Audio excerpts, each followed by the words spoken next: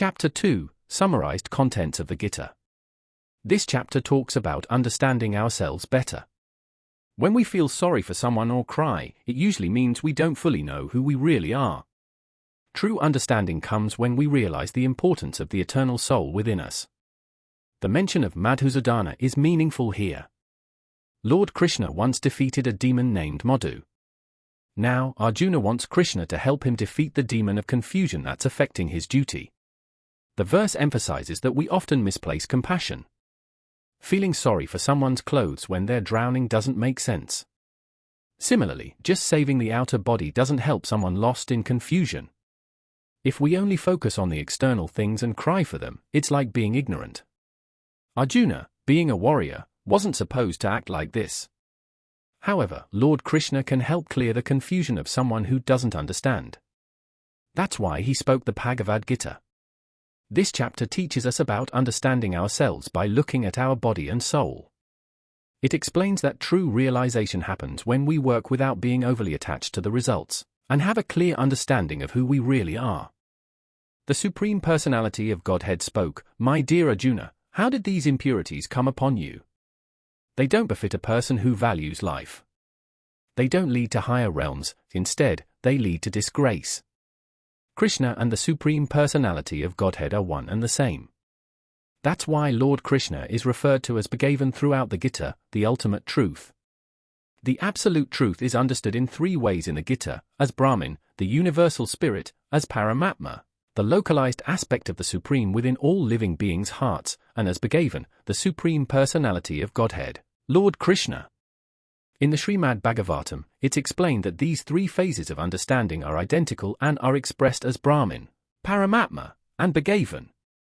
Let's think of these divine aspects using the example of the sun, which has three parts: the sunshine, the sun's surface, and the sun planet itself. Those who only study the sunshine are like basic students. Those who understand the sun's surface are more advanced. And those who can enter the sun planet are the highest. Similarly, students of the Absolute Truth may focus on the universal nature of Brahman, the localized aspect of Paramatma, or the personal features of Bhagavan. The term Bhagavan is explained by Parashara Muni, the father of Vyasa. Bhagavan refers to the Supreme Personality who has all qualities: riches, strength, fame, beauty, knowledge, and renunciation. Many may have some of these qualities, but only Krishna possesses them all. This is why Brahma in the Brahma Samhita declares Krishna as the Supreme Personality of Godhead. In the Bhagavatam, Krishna is considered the original personality of Godhead, from whom many incarnations expand. All other incarnations are either expansions or parts of Krishna. He is the source of both the Supersoul and the impersonal Brahmin. When Arjuna laments for his kinsman in front of Krishna, it's surprising because such impurities aren't expected from someone considered civilized, an Aryan. Aryans value life, have a civilization based on spiritual understanding, and know that life's aim is realizing the absolute truth, Vishnu, or Bhagavan. Those who are captivated by the external features of the material world without knowledge of liberation are called non-Aryans. Despite being a warrior, Arjuna deviates from his duty by refusing to fight. This act doesn't help in spiritual progress or bring fame. Krishna doesn't approve of Arjuna's so-called compassion for his kinsman. Arjuna was called the son of Pritha, who was Krishna's father's sister. So, Arjuna and Krishna were related by blood. In the warrior code, if a warrior's son refuses to fight, he's not really a warrior. Similarly, if a Brahmin's son behaves wrongly, he's not truly a Brahmin. Such warriors and Brahmins are not living up to their father's legacy. Krishna didn't want Arjuna to be a disappointment as a warrior. Even though Arjuna was Krishna's close friend and Krishna was guiding him directly, quitting the battle would be a dishonorable act. Krishna felt that this attitude didn't suit Arjuna's character. Arjuna might argue that he wanted to avoid the battle out of respect for Bhishma and his relatives, but Krishna considered this kind of respect as a weakness of the heart. This false idea of being kind was not approved by any wise authority. So, Krishna advised Arjuna to let go of such false kindness or non-violence, especially when guided directly by Krishna. Respected elders like grandfather Bhishma and teacher Dronacarya should always be honored. Even if they attack, we should not fight back. It's a common rule to avoid arguing with our elders, even if they are sometimes unfriendly. Arjuna wondered how he could possibly fight against them. Would Krishna ever attack his own grandfather, Ugrasena, or his teacher, Sandipani Muni? These were some of Arjuna's arguments to Krishna. According to scriptural codes, a teacher who engages in abominable actions and loses his sense of discrimination is fit to be abandoned. Bhishma and Drona were obligated to support Duryodhana due to his financial assistance, even though they should not have accepted such a position based solely on financial considerations. Under these circumstances, they have lost the respectability of being teachers. However, Arjuna believes that they are still his superiors. Therefore, he thinks that enjoying material gains after killing them would mean enjoying spoils tainted with blood. Arjuna was uncertain whether he should engage in battle, risking unnecessary violence, even though fighting was the duty of a warrior, Kshatriya, or whether he should refrain and live by begging. If he didn't conquer the enemy, begging would be his only means of survival. Additionally, there was no certainty of victory, as either side might emerge triumphant. Even if victory awaited them, Arjuna considered that if the sons of Dhritarashtra died in battle, it would be very difficult to live without them. In this context, their absence would be another form of defeat. Arjuna's considerations clearly showed that he was not only a devoted follower of the Lord but also highly enlightened, with complete control over his mind and senses. Arjuna's willingness to live by begging, despite being born in a royal household, is another sign of his detachment. His virtuous qualities, combined with his faith in the words of instruction from Lord Krishna, his spiritual master, indicate his true righteousness. It can be concluded that Arjuna was well suited for liberation. Without controlled senses, elevation to the platform of knowledge is impossible, and without knowledge and devotion, liberation is unattainable. Arjuna possessed all these qualities, surpassing even his considerable attributes in his material relationships. By nature's design, the entire system of material activities brings confusion to everyone. At every step, there is bewilderment. Therefore, it is essential to approach a genuine spiritual master who can provide proper guidance for achieving life's purpose. All Vedic scriptures recommend seeking a bona fide spiritual master to navigate through the perplexities of life, which often arise without our intention. These perplexities are like a forest fire that spontaneously ignites without anyone setting it.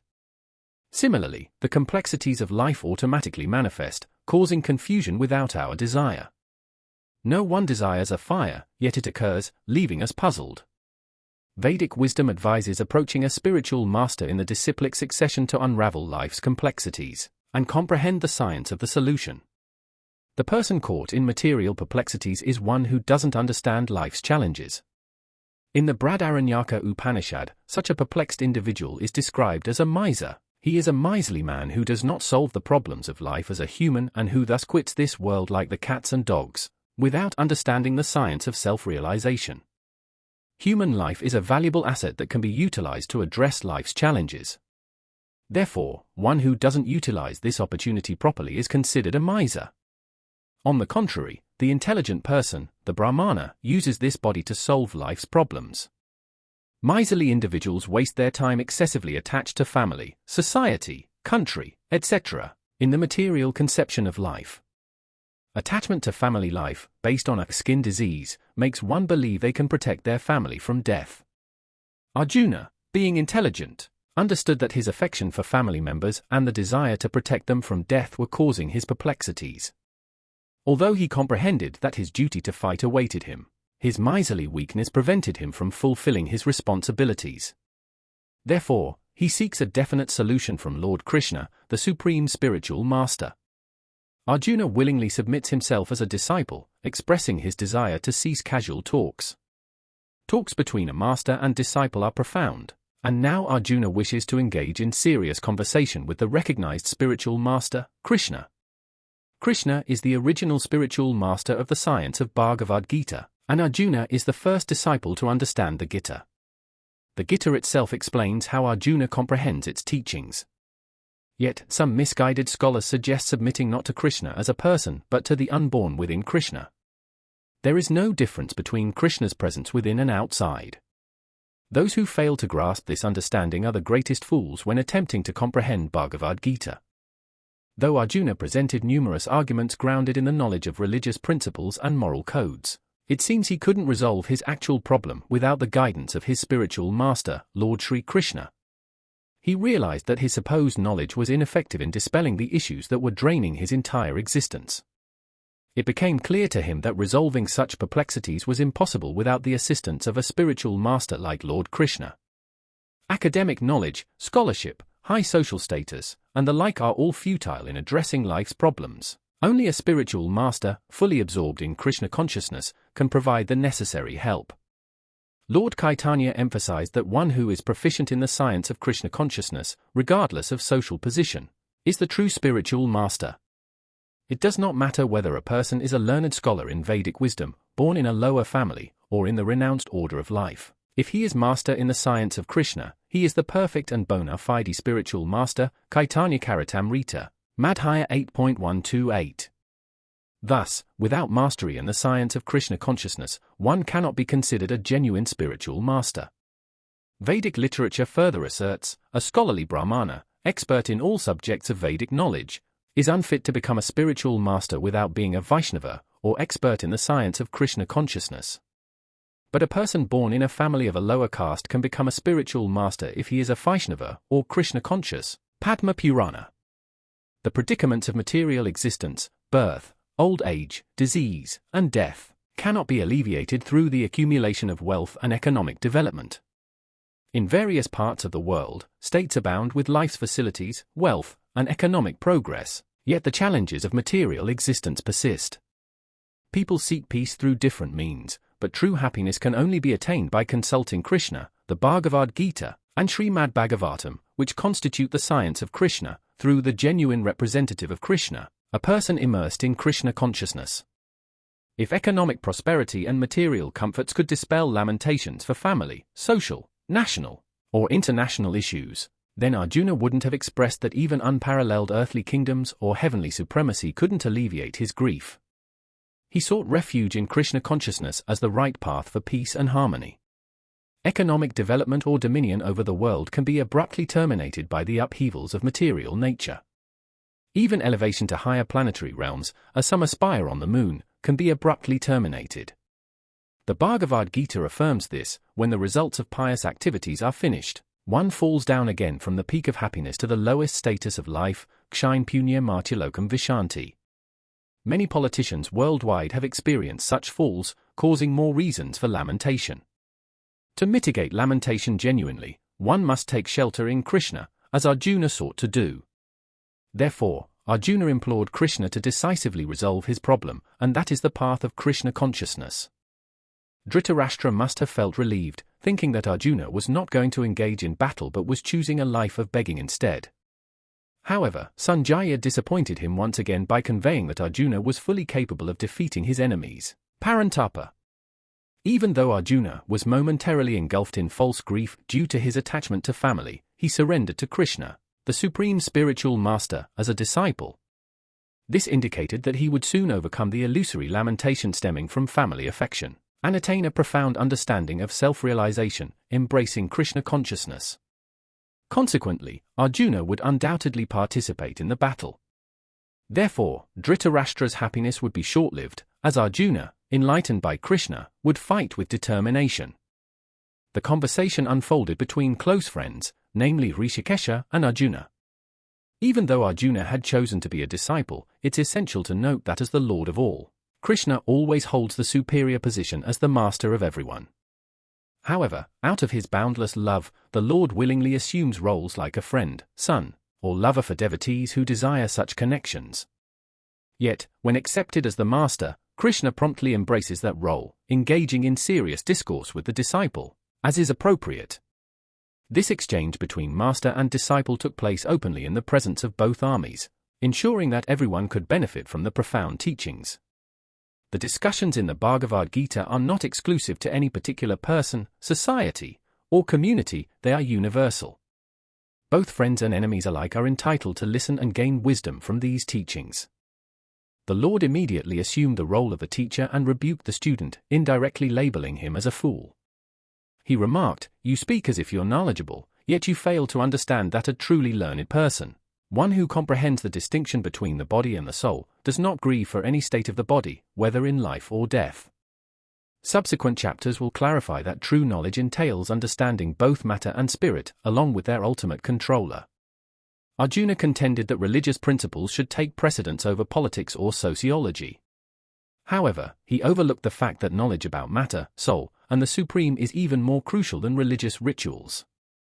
Due to this lack of understanding, Arjuna should not have presented himself as highly learned. His lamentation was misplaced because the body, being born and destined for destruction, is not as significant as the soul. A genuinely learned person recognizes this truth, and for them, there is no cause for sorrow, irrespective of the body's material condition. In the Vedas, in the Katha Upanishad as well as in the Shvetashvatara Upanishad, it is said that the Supreme Personality of Godhead is the maintainer of innumerable living entities, in terms of their different situations according to individual work and reaction of work. That Supreme Personality of Godhead is also, by his plenary portions, alive in the heart of every living entity. Only saintly persons who can see, within and without, the same Supreme Lord can actually attain to perfect and eternal peace. The same Vedic truth imparted to Arjuna applies to all individuals worldwide who portray themselves as highly learned, but possess only a meager fund of knowledge. The Lord explicitly states that he himself, Arjuna, and all the assembled kings on the battlefield are eternally individual beings. The Lord perpetually sustains individual living entities, whether in their conditioned or liberated states. The Supreme Personality of Godhead is the ultimate individual person, and Arjuna, the Lord's eternal associate, along with all the kings present, are individual eternal entities. They existed as individuals in the past, and their individuality will endure in the future without interruption. Hence, there is no cause for lamentation for anyone. The Mayavadi theory proposing that after liberation, the individual soul, separated by the covering of Maya or illusion, merges into the impersonal Brahman and loses its individual existence is not supported by Lord Krishna. Additionally, the argument that individuality is only a conditioned state is not upheld here. Krishna clearly affirms that individuality, as confirmed in the Upanishads, will continue eternally in the future. This statement is authoritative, given that Krishna cannot be subject to illusion. If one argues that Krishna's individuality is material, the question arises, how can one distinguish Krishna's individuality? Krishna affirms his individuality in the past and confirms it for the future. He has maintained spiritual individuality throughout, and if one accepts him as an ordinary conditioned soul, the Bhagavad Gita loses its value as an authoritative scripture. The Mayavadi may claim that the plurality mentioned in this verse is conventional and refers to the body. However, the Bhagavad Gita already condemns the bodily conception of living entities before this verse. Thus, it is inconceivable for Krishna to reintroduce a conventional proposition regarding the body. Individuality is upheld on spiritual grounds, as affirmed by great acharyas like Sri Ramanuja and others, as mentioned in various places in the great literature. The non-devotee's approach to the teachings of the Gita is likened to a bee licking on a bottle of honey, devoid of real taste. Understanding the mysticism of the Bhagavad Gita is possible only for devotees, and it cannot be grasped by those envious of Krishna as the Supreme Personality of Godhead, as stated in the 4th chapter. The explanation of the Gita by the Mayavadi is a misleading presentation of the whole truth. Lord Caitanya has forbidden the reading of commentaries made by the Mayavadis, and warns that one who adopts such an understanding of Mayavadi philosophy loses the ability to comprehend the real mystery of the Bhagavad Gita. If individuality is considered empirical, then there is no need for the Lord's teachings. The plurality of individual souls and the Lord is an eternal fact confirmed by the Vedas, as mentioned above. Every living being, including us, goes through different stages of life, childhood, youth, and old age. But deep inside, our real self, the spirit soul, remains unchanged. When someone dies, their soul moves to a new body in the next life, whether it's a material or spiritual body. So, there's no need for Arjuna to feel sad about the deaths of Bhishma and Drona. Instead, he should be happy for them because they are getting a fresh start with new bodies, re-energizing themselves. The changes in our bodies bring different experiences, good or bad, based on our actions.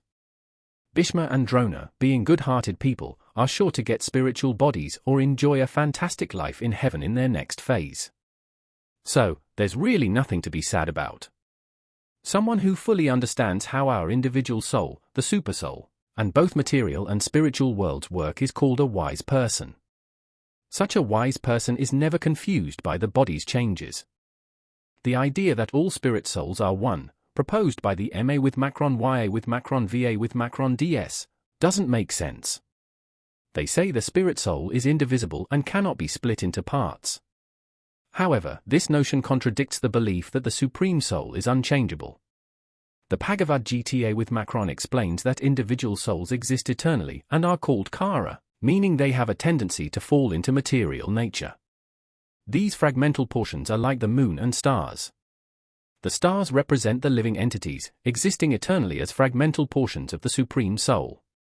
Even after liberation, the individual soul remains fragmental but lives eternally in bliss and knowledge with the personality of Godhead.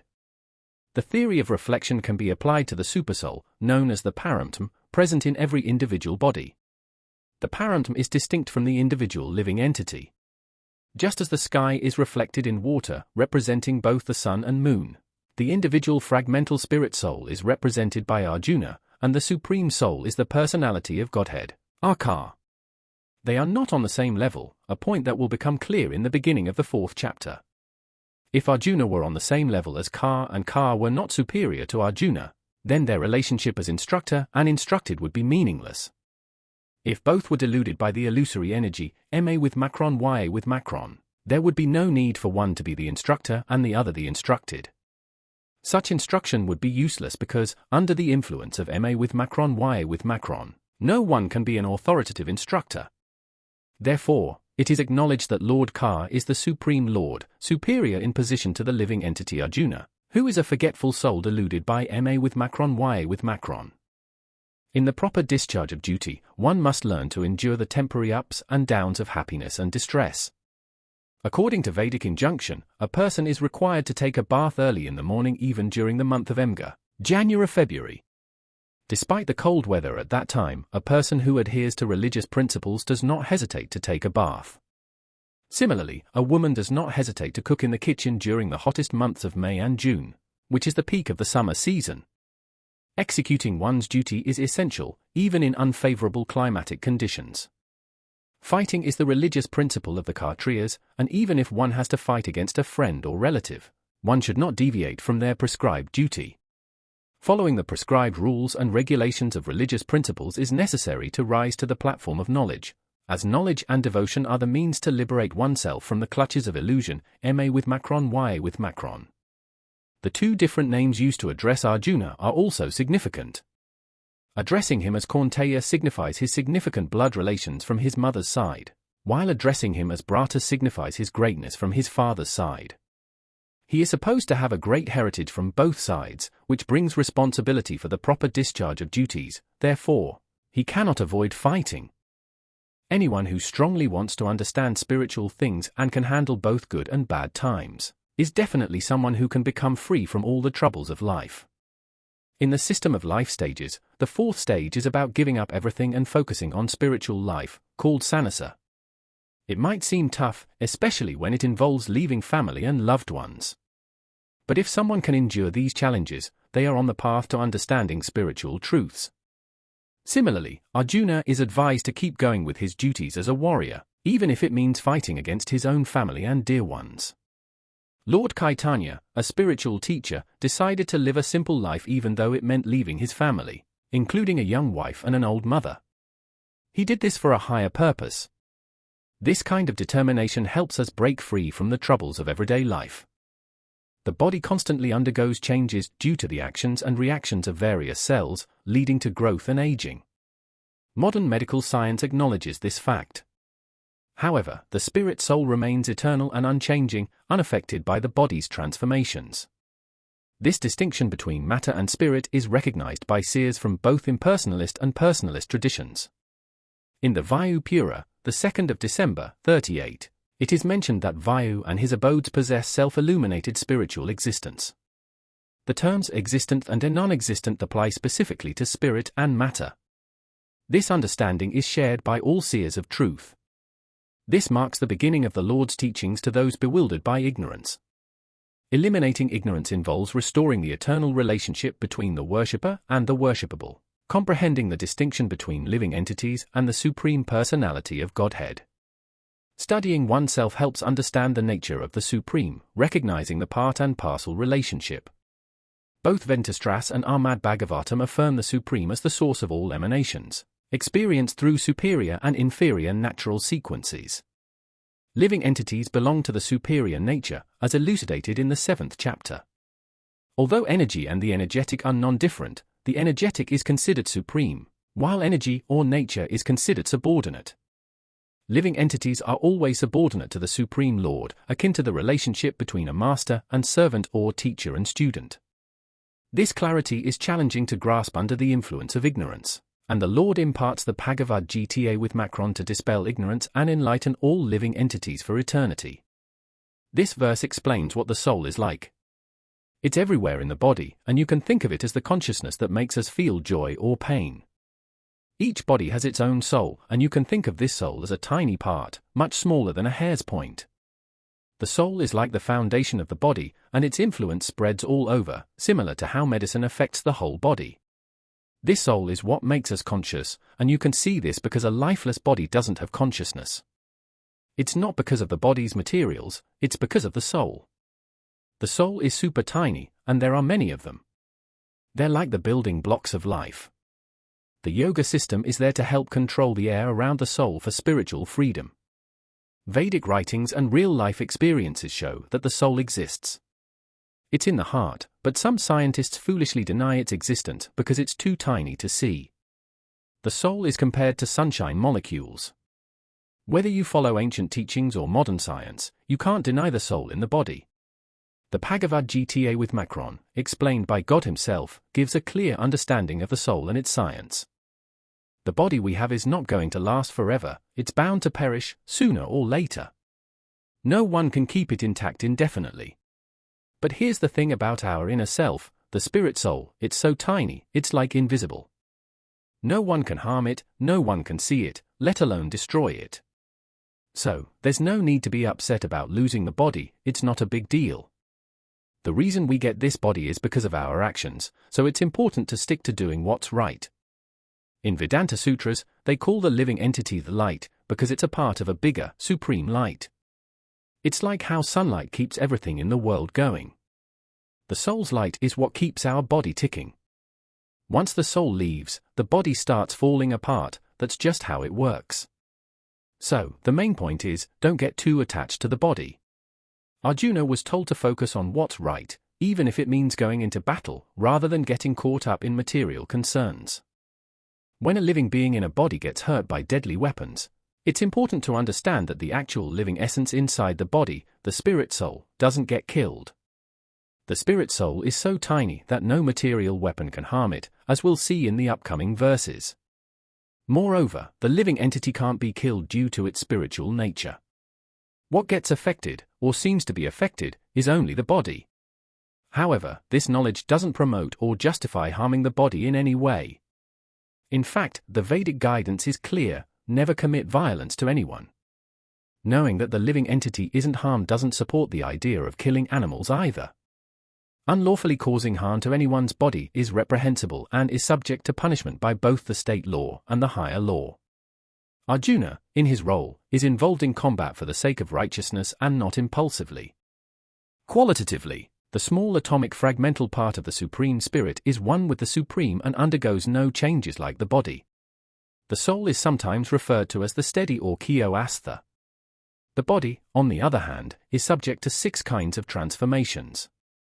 It takes birth from the womb, remains for a while, grows, produces effects, gradually dwindles, and ultimately vanishes into oblivion.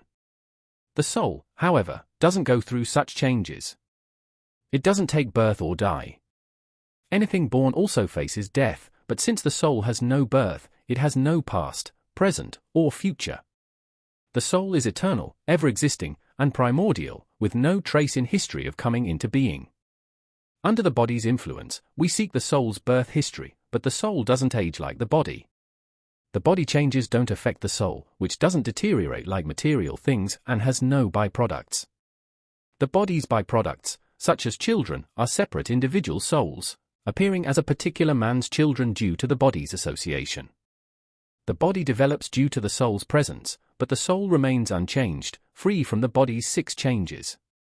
In the Kauha Upanishad, a similar passage is found, and here, a special word, vipachit, meaning learned or knowledgeable, is used. The soul is full of knowledge or consciousness, making consciousness the soul's symptom. Even if one can't locate the soul within the heart, its presence is indicated by consciousness. The soul's consciousness is different from the Supreme's all-knowing consciousness. The individual soul's consciousness tends to be forgetful, and when forgetful of its true nature, it seeks education. Kaneya's teachings would be meaningless if the soul were inherently forgetful. There are 2 kinds of souls, the minute particle soul, Atma, and the supersoul, Vibhu Atma. The Kauha Upanishad explains their relationship and states that only those free from material desires and lamentations can understand the soul's glories through the Supreme's grace. Kaneya is the source of the supersoul, and Arjuna is the atomic soul, forgetful of his real nature and in need of enlightenment by Kaneya or his bona fide representative, the spiritual master. Everything has its proper utility, and a person with complete knowledge understands how and where to apply things for their proper purpose. Similarly, violence also serves a purpose, and its appropriate application depends on the person's knowledge. Even when a justice of the peace awards capital punishment to a person convicted of murder, the justice of the peace cannot be blamed because the violence is ordered according to the codes of justice. Manasahita, the law book for mankind, supports the idea that a murderer should face the death penalty, ensuring that in their next life, they won't suffer for the grave sin committed. Hence, the king's punishment of hanging a murderer is considered beneficial. Similarly, when Krishna orders fighting, it must be understood that violence is for supreme justice. Arjuna should follow the instruction, knowing well that violence committed in the act of fighting for Krishna is not violence at all, as the soul cannot be killed. So, for the administration of justice, this so-called violence is permitted. A surgical operation is not meant to kill the patient but to cure them. Therefore, the fighting to be executed by Arjuna at Krishna's instruction is done with full knowledge, eliminating the possibility of sinful reaction. Change of body by the atomic individual soul is an accepted fact. Even the modern scientists who do not believe in the existence of the soul but, at the same time, cannot explain the source of energy from the heart, have to accept continuous changes of body that appear from childhood to boyhood and from boyhood to youth and again from youth to old age. From old age, the change is transferred to another body.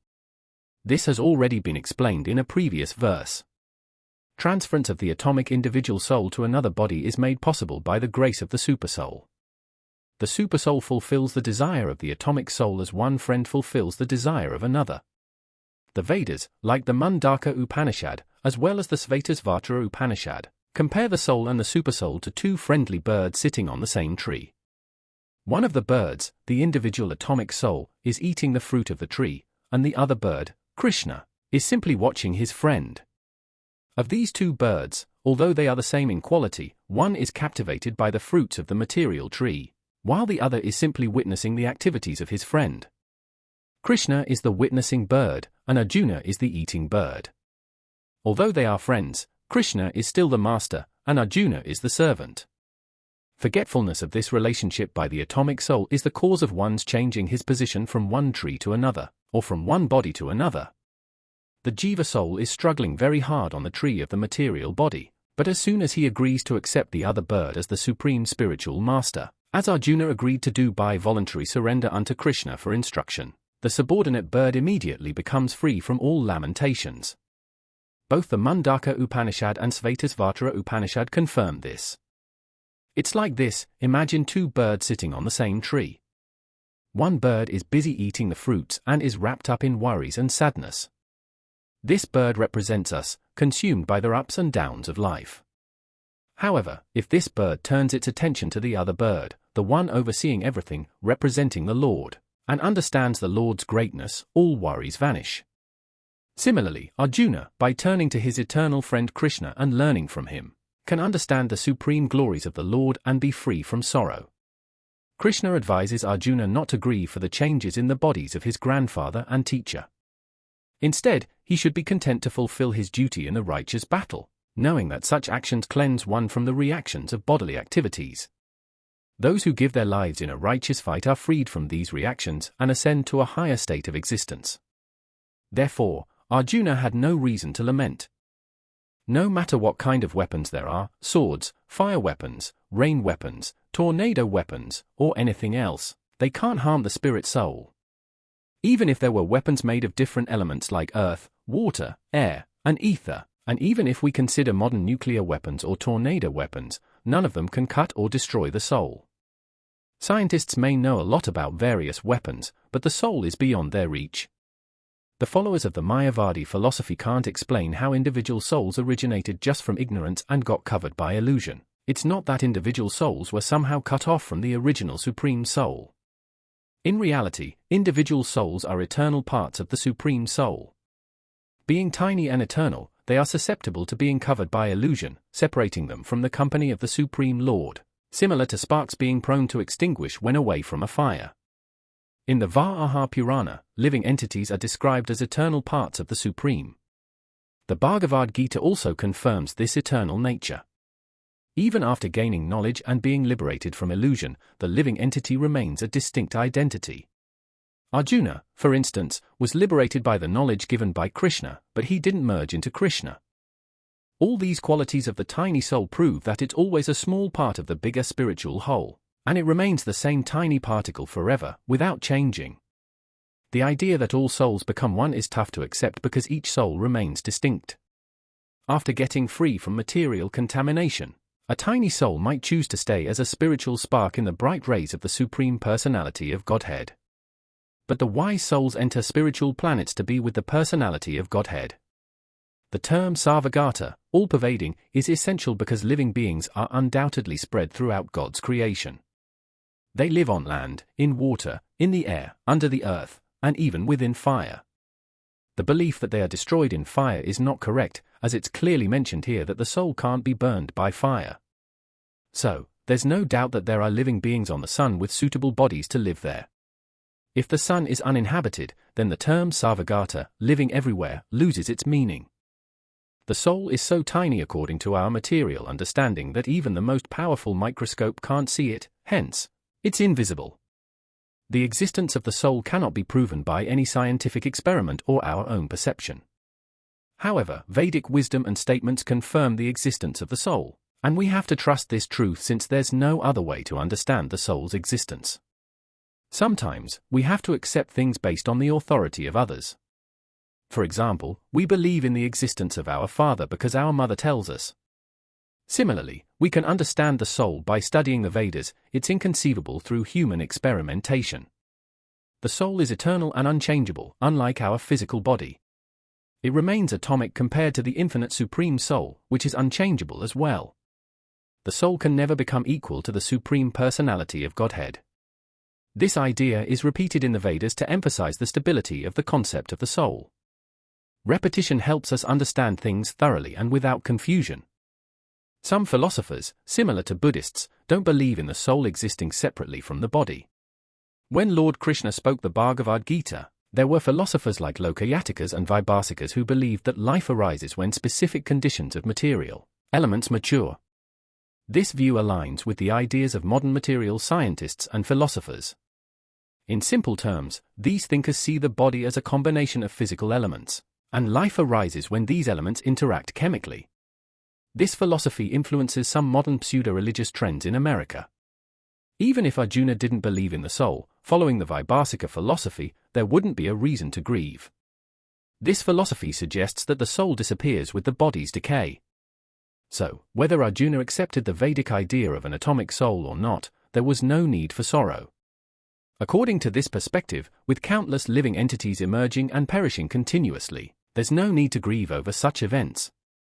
If there were no rebirth, Arjuna need not fear sinful reactions for killing his grandfather and teacher. Krishna sarcastically addresses Arjuna as Mahabahyu, mighty-armed, indicating that he, as a Kshatriya, should uphold Vedic principles, distinct from the Vaibhasika philosophy that neglects Vedic wisdom. People are born based on their actions, and after one set of actions, they die to be born again. This cycle repeats without freedom unless there's liberation. However, this cycle doesn't justify unnecessary killing, slaughter, or war. Yet, violence and war are unavoidable in human society to maintain law and order. The battle of Kurukshetra was destined by the Supreme and was necessary. For a warrior, Kshatriya, fighting for a just cause is a duty. Arjuna shouldn't fear or grieve over his relative's death since he was fulfilling his duty. Avoiding his duty wouldn't prevent his relative's deaths, and it would lead to degradation due to neglecting his responsibilities. Acknowledging two groups of philosophers, those believing in the soul's existence and those denying it, there's no reason for lamentation in either case. Non-believers, labeled atheists by Vedic followers, don't give cause for lamentation even if we entertain their perspective. Regardless of the soul's separate existence, material elements are unmanifested before creation. From this non-manifestation, there is manifestation, just as air comes from ether, fire from air, water from fire, and earth from water. A skyscraper, for instance, manifested from the earth, returns to an unmanifested state when dismantled, existing as atoms. The law of conservation of energy persists, yet the material state fluctuates between manifestation and unmanifestation over time. In both stages, nothing is truly lost.